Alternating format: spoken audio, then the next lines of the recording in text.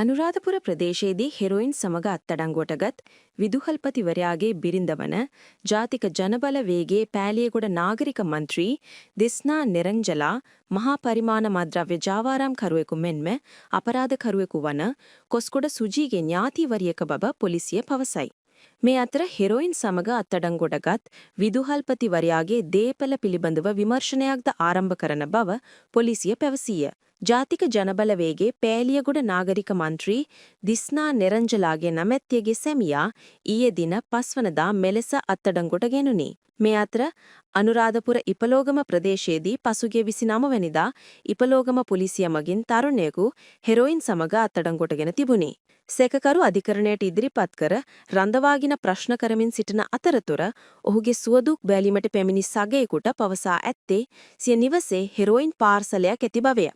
එය නිවසට ආසන්න වැවක් ආශ්‍රිතව සංවන ලෙස සැකකරු සිය සගයාට උපදෙස් ලබා දී ඇතැයි පැවසී.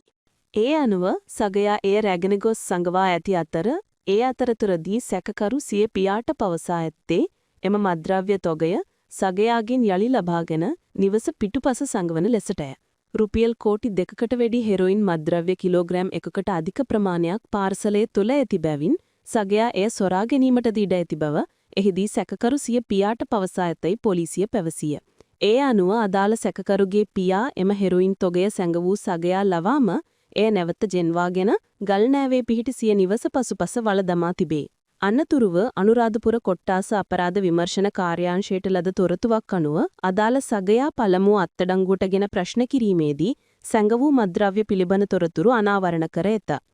ඒ අනුව නිවස පසුපස සංගවා තිබූ හෙරොයින් පාර්සලයේ සොයා ගෙනිනු අතර කිලෝග්‍රෑම් 1යි ග්‍රෑම් 185යි මිලිග්‍රෑම් 400ක බරකින් යොත් හෙරොයින් තොගයක් එහි වූ බව පොලිසිය සඳහන් කරයි. අනතුරුව පොලිසිය සැකකාර පියා අත්අඩංගුවටගෙන සිදු කර ප්‍රශ්න කිරීම්වලදී අනාවරණ වී ඇත්තේ ඔහු ප්‍රදේශයේ පිහිටි රජයේ විදුහලක විදුහල්පතිවරයා බවය.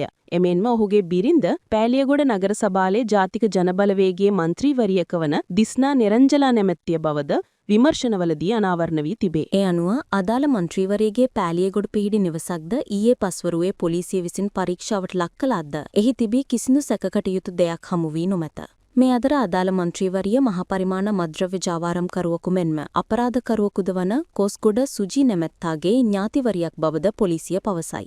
අත්අඩංගුවටගත් විදුහල්පතිවරයා හා අනෙක් සැකකරු අද අධිකරණයට ඉදිරිපත් කිරීමට නියමිතය. එමෙන්ම ඔවුන්ගේ දේපල සම්බන්ධයෙන් විමර්ශන සිදු කරන බවද පොලිසිය සඳහන් කළේය. උතුරු මැද පළාත භාර ජ්‍යෙෂ්ඨ නියෝජ්‍ය පොලිස්පති බුද්ධික සිරිවර්ධන මහතාගේ උපදෙස් මත අනුරාධපුර කොට්ටාසේ භාර ජ්‍යෙෂ්ඨ පොලිස් අධිකාරී තිලින හේවාපතිරණ මහතාගේ ඍජු අධීක්ෂණයෙන් අනුරාධපුර කොට්ටාස අපරාධ විමර්ශන කාර්යාංශයේ ස්ථානාධිපති ප්‍රධාන පොලිස් පරීක්ෂක නුවන් වික්‍රමසිංහ මහතාගේ මෙහෙයවීමෙන් සිද්ධිය පිළිබඳ වැඩිදුර විමර්ශන ක්‍රියාත්මකය.